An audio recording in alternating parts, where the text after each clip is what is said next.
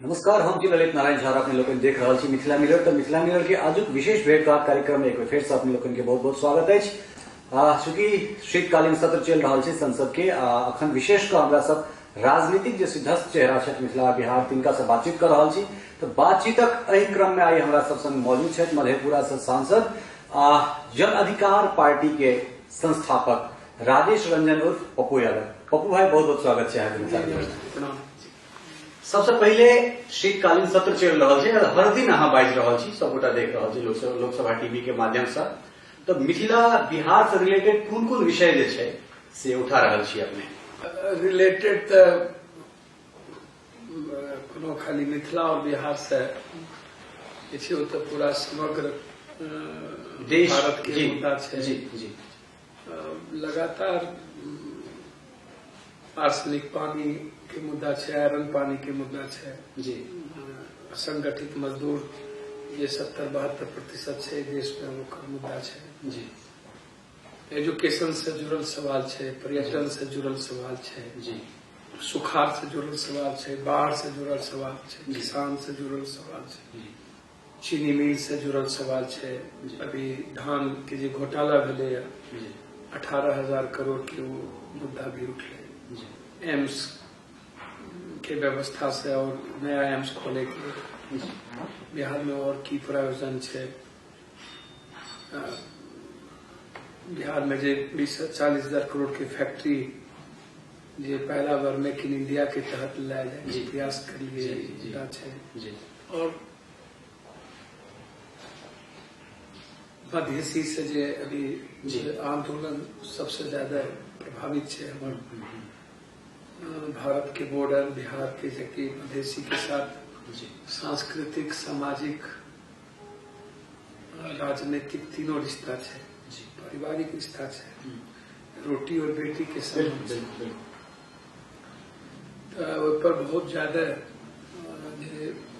नेपाल सरकार के द्वारा जो अत्याचार करल जा रहा है, चाइना के आंतरिक हस्तक्षेप है, चाइना कमजोर करे देना चाहे भारत के, वही में मधेसी के राजनीति का जो ढंग से चौपट करे चाहे बहुत ज्यादा मामला है, बहुत ज्यादा परेशानी है देश के भी, मधेसी के समग्र समाज पर भी। तो मुद्दा का हम बहुत मजबूती के साथ आवश्यक से हो छे, चूंकि बेटी रोटी के संबंध में निश्चित रूप से मिथिला और दुनू मिथिला कई दी नेपाल भारत के जैसे छे। लेकिन अहाँ के जे छवि एक एहन नेता के रूप में छवि है, चाहे वो डॉक्टर होए ओकर जे अत्याचार भ रहल छे मिथिला बिहार में, ओकर छात्र के जे बेर बेर नाना तरह के से जे इशू रहले तकरा अहाँ उठाबैत रहलहुँ हैं। मेक इन इंडिया के तहत जे एकटा काज अहाँ अपना क्षेत्र में लऽ कऽ गेलहुँ, मिथिला में लऽ कऽ गेलहुँ हैं, प्रशंसनीय काज है, जते प्रशंसा कयल जाए ओकर कम है। लेकिन जे आदमी बैसे छथिन अहाँ के पटना के गद्दी पर, तो वो भेदभाव किया भऽ जाइ छै? दक्षिणी बिहार, उत्तरी बिहार, बिहार जे छै से सिर्फ गया नालंदा तक किया देखा दै छै? गया मगध के तो कोई स्थिति नहीं है जी। मगध में जो गरीबी है ओकरा देख के हाँ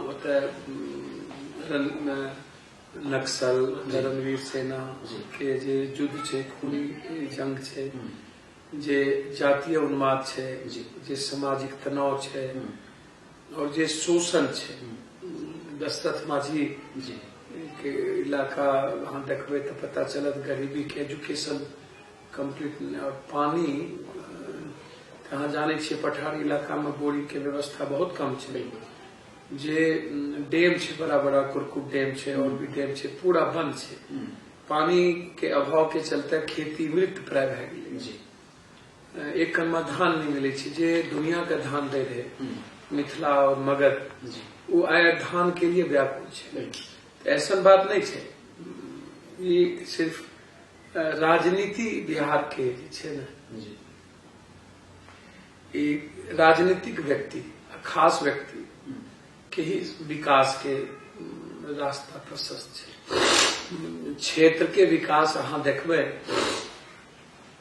18 चीनी मिल बंद छै बिल्कुल और मिथिला में एकटा समस्तीपुर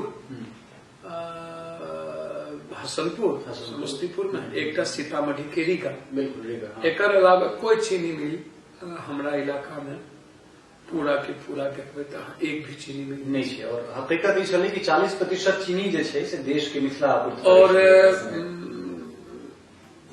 हमार मधुबनी के सब चीनी मिल बंद, पश्चिमी चंपारण में ही और जे भी चीनी मिल छै वो प्राइवेट में अत्यधिक चल रहा है। बनमनखी के चीनी मिल बंद छै, मधुबनी के बंद छै। पश्चिमी चंपारण में ही 8-9 चीनी मिल लगभग, और गोपालगंज में 2 ढंग से ही हमरा ख्याल से। तो समग्र विकास की बात करबे तो हमें तो मिथिला तो सबसे ज्यादा कुपोषित है। कुपोषण तो पूरा बिहार है, पूरा बिहार के स्थिति 68% से ऊपर कुपोषित है। मिथिला ज्यादा है, समस्त बिहार बीमार है। 5,86,00,000 लोग जाए एक दिन में अस्पताल। इस सर्वे के मुताबिक जे झोला छाप डॉक्टर के पास जाए ओकर तो कोई लेखा नहीं, लेखा जोखा नहीं छै। जे लेखा जोखा छै ओकर बात बताबै छी। ओहिमे बिहार के बीमार प्रदेश कहल जाए छै, कुपोषित प्रदेश कहल जाए छै, गरीब प्रदेश कहल जाए छै। हमर जे मिथिला के इलाका छै ओहिमे कांकोर, ओहिमे सौंठी मछली, ओहिमे मरुआ की रोटी, मकई की रोटी के संख्या खाए वाला देख लियो कते छै। लगभग लोग लगभग स्थिति 3 दिन 4 दिन के चावल रख के खाए वाला के स्थिति देख लियो कते छै। तो अहाँ चल जाओ किशनगंज में, सबसे देश के सबसे गरीब जिला है कटिहार, अररिया, दरभंगा, मधुबनी, सुपौल सबसे गरीब इलाका है, कुपोषित इलाका है। बिल्कुल एजुकेशन के मामला में नहीं के बराबर है। पलायन सबसे बेसी पलायन होते है। हमरा पास जे धान दे रहे, जे मखान दे रहे, जकरा पास इतना नदी है, जकरा पास जे दुनिया का माछ दिए से बिल्कुल हमें माछ ले छी साउथ के। तो मक्का रहे हमारे पास, आय मक्का थे, तो हम मक्का पर आधारित कोई फैक्ट्री नहीं, दालचीनी मिल बंद, पेपर मिल बंद, जूट मिल के जूट हमारा इलाका के सबसे ज्यादा। तो लगातार सवाल बिहार के संदर्भ में अहाँ देखबे तो देश के संदर्भ में, बिहार के संदर्भ में, हर संदर्भ में डेली कोई न कोई सवाल रहे थे यहाँ के। और अहाँ प्रमुखता प्रखरता के संग अपन आवाज उठाबै छी। एकटा चीज और जानना चाहब, जहन कला संस्कृति के दिस अपना सब कनेक मुड़लहुं है तो मखान अपना सबके पहचान है, माछ पहचान है, लेकिन कतौ ने कतौ मखान के संवर्धन हमरा सब ओहिठाम नहीं भ पाबि रहल छै। मिथिला पेंटिंग जैसे पहचान मिथिला के छै, ओकर जे आदमी ओहिमे जे विधा में लागल छै हुनका केओ देखनिहार नहीं छनि। एहिठाम से बाहरी लोग सब जाइ छै और ओहिठाम जे काज करे छै हुनका से 2-4-10 टका में खरीदे छै, और बाहर में जे ओकर इंटरनेशनल वैल्यू छै से लगभग 1000 टाइम्स जे छै वो ज्यादा भ जाइ छै ओहिठाम जाकर। किया नहीं अहाँ सब जे छै से एकरा किछु बढ़िया प्रयास कऽ कऽ, बढ़िया एहिमे एकटा जन आंदोलन कऽ कऽ जे एहिमे जे एहि विधा में जे लोग सब लागल छै हुनका सबके किछु सबलता प्रदान कयल जाय। मखान के जे बिजनेस छै, जे 5टा जे न्यूट्रिशन वाला चीज छै ताहिमे मखान सबसे प्रमुखता से छै, ओहि पर काज कयल जाय। अहाँके जे हैंडीक्राफ्ट छै, तो ई सब चीज जे मिथिला के जे अलौकिक चीज छै ओकरा सबके केना संवर्धन हेतै और किया नहीं? मिथिला के अलौकिक चीज में बहुत सारा चीज जी। धान समाप्त भए गेलै, आब तो धान हमरे यहाँ तो कटोरा भीख मांगे छै, और सबसे ज्यादा कुपोषित छे। 5टा 6टा 4टा बच्चा पैदा है छे, 1टा बच्चा बचे छे, वो भी ककरो पेट बड़ा, ककरो माथा बड़ा, ककरो हाथ बड़ा। गरीबी के 10 देखना हुआ तो मिथिला के इतिहास और सीमांचल के वो इलाका के देखियो, बांका, आर्सेनिक पानी और आयरन पानी, टीबी और कैंसर सबसे ज्यादा बिहार में परेशान है, और वो में मिथिला सबसे ज्यादा परेशान है। हमारा पास है कि हमारा पास सिवाय मेहनत के, मजदूरी के, बटेदारी के, जिए के तो कोई रास्ता नहीं है। हमारा पास कोसी, महानंदा, गंडक, कमला, सब कुछ के बावजूद, गंगा, इतना नदी के बावजूद, कई नदी के बावजूद इतना 14 प्रकार की मछली, लेकिन खाना ने कटोरा खा ली, रोजगार के लिए बाहर जा पड़े छे। मखान या माछ या पान, हम दुनिया का पान दिए सके, लेकिन स्थिति हम मखान के पहचान छे हम, लेकिन ओकर बाजार नहीं छे, हम ओहि पर काम करे नहीं चाहे छे। दूध हमारे इलाका के पहचान छे, यदि गुजरात दूध के लिए क्रांति करल जा सके रहे तो ओहिसँ बड़ क्रांति खगड़िया इलाका के जे इलाका छे, कास के इलाका छे, मोटा दूध, मीठा दूध। तो हम कोई भी रिवोल्यूशन, मक्का पर आधारित पॉपकॉर्न है दुनिया में, बहुत सारा चीज बने, गेहूं पर भी है, जूट पर भी है, लेकिन चूंकि कोई एग्रो बेस इंडस्ट्रीज नहीं है, कभी भी कोई प्लानिंग नहीं बनले ए ढंग के कि देश की सामाजिक भौगोलिक दृष्टिकोण को रखते हुए प्लानिंग किया जाए। मोन्टेक सिंह आहलवालिया बनते तो स्विट्जरलैंड और दुनिया का जीडीपी ग्रोथ करते हुए पर बात। बिल्कुल। जब सामाजिक और भौगोलिक दृष्टिकोण से कोई प्लानिंग नहीं है, प्लानिंग कमीशन के मतलब की है कि छत्तीसगढ़ की का जो प्लानिंग है वो उसके भौगोलिक दृष्टिकोण से और सामाजिक सांस्कृतिक दृष्टिकोण से होगा। मिथिला का, मंगिका का, मोदपुर का, नागपुरी का, मगहई का, जो अलग अलग सामाजिक भौगोलिक दृष्टिकोण है, जो सांस्कृतिक दृष्टिकोण है, उस अनुपात में जना हमारा यहाँ दही चूड़ा की परंपरा है, कथो लिट्टी चोखा की परंपरा है, कथो मुढ़ी के, भुजा के, कचरी के। तो अहाँ देखो मकई रोटी खाए वाला की संख्या कौन इलाका में ज्यादा है, मक्का ज्यादा खपत करते हैं। हाँ, वही आधार पर यदि कोई काम नहीं कर, वही आधार पर यदि यहाँ एग्रो बेस्ड इंडस्ट्रीज नहीं बने, केला की नहीं है, लीची का है, मुजफ्फरपुर या वो इलाका के आम की नहीं है ज्यादा। अब गन्ना की खेती हमारा सबसे ज्यादा है, लेकिन अब हम समाप्त हमारा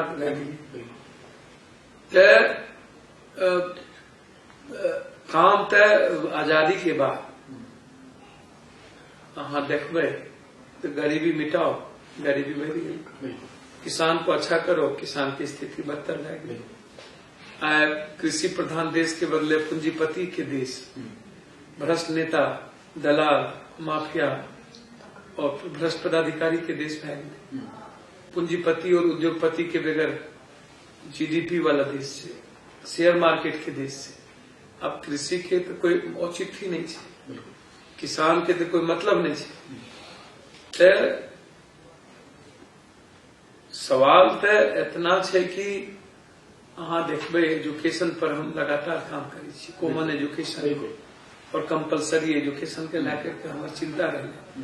कोठारी आयोग और मचकुंद द्विवेदी कमेटी के मुद्दा के बार बार हम उठे रहे। सिली मेडिकल काउंसिल ऑफ इंडिया के सवाल पर हम कि उसको कैसे आप क्लिनिकल एक्ट लागू कीजिएगा, कैसे पारदर्शिता होगी, झोला छाप डॉक्टर कैसे खत्म हो, फर्जी डॉक्टर खत्म होनी चाहिए, शोषण मेडिकल सिस्टम से खत्म होना चाहिए।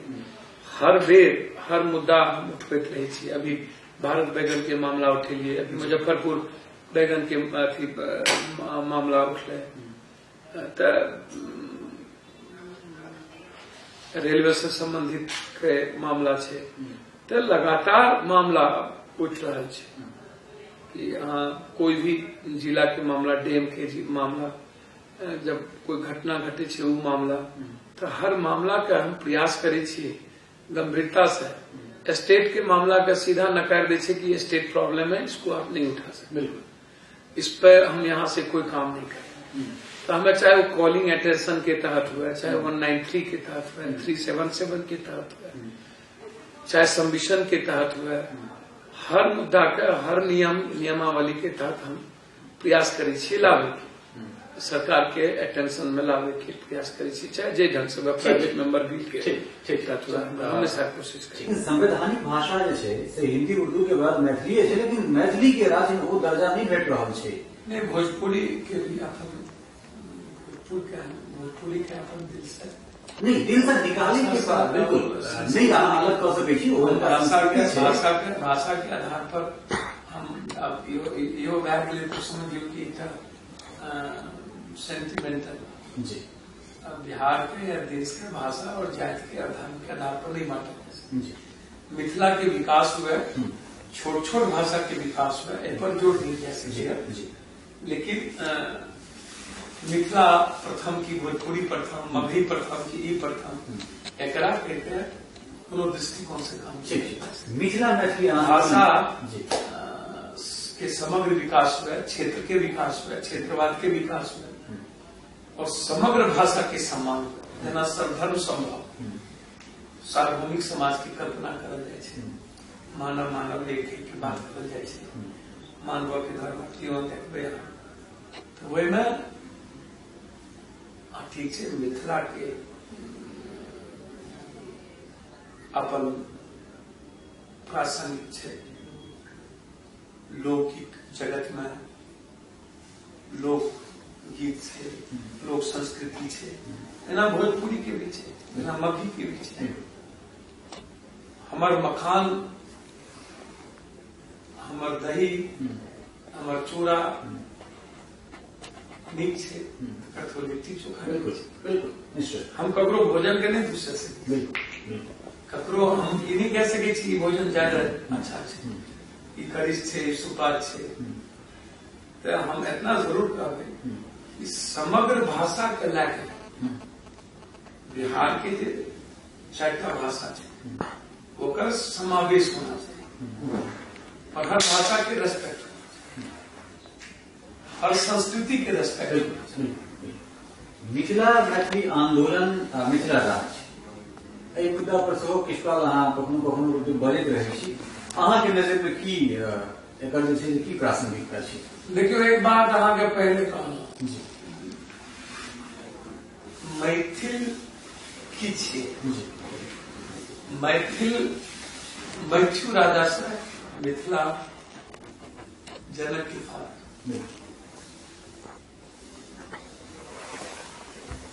भाषा एक संस्कृति है, ओकरा कोनो भी कीमत पर जाति से, धर्म से, मजहब से नहीं जोड़ल जा सकता। हम सब मैथिल छी, पासवान, यादव, राजपूत,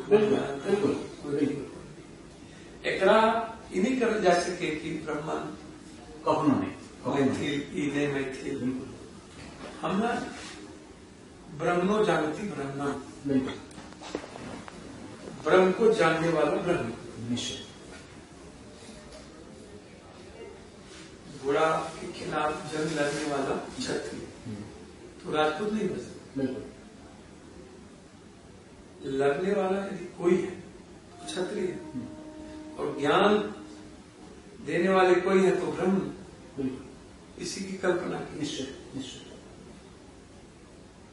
जातीय व्यवस्था में बांटने की पद्धति तो शंकराचार्य के बाद हुआ।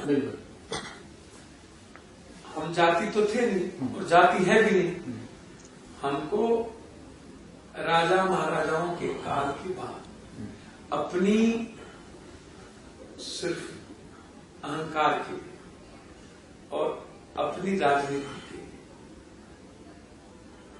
और राजाओं की, जमींदारों की जमींदारी चले, इसके लिए समाज को शुरू से देखिएगा अलग अलग दृष्टिकोण से देख करके शोषण के नया तरीके अपनाए।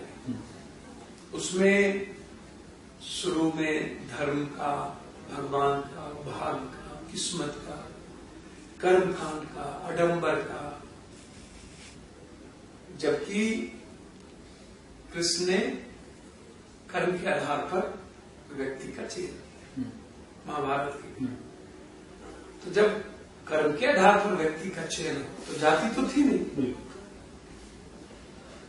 तो इसीलिए मिथिला मतलब मैथिल में रहने वाला, बिल्कुल, और मैथिल मतलब हम सब। निश्चित। तो मिथिला राज्य की कल्पना, किसी भी राज्य की कल्पना शोषण के बाद होती है। निश्चित।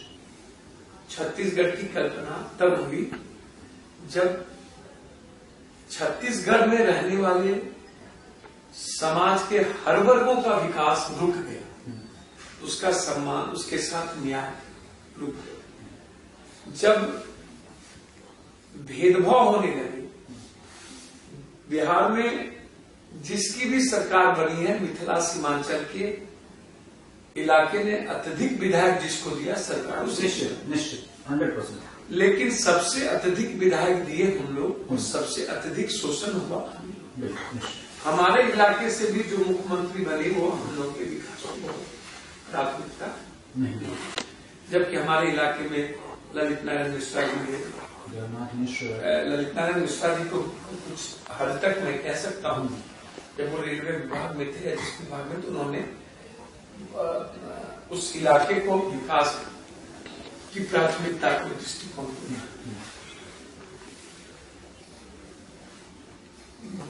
नारायण मंडल लेकिन हम लोग जो हुए उस इलाके के मुख्यमंत्री, मंत्री, संतरी सब शोषण करने वाले, हमारे इलाके का विकास।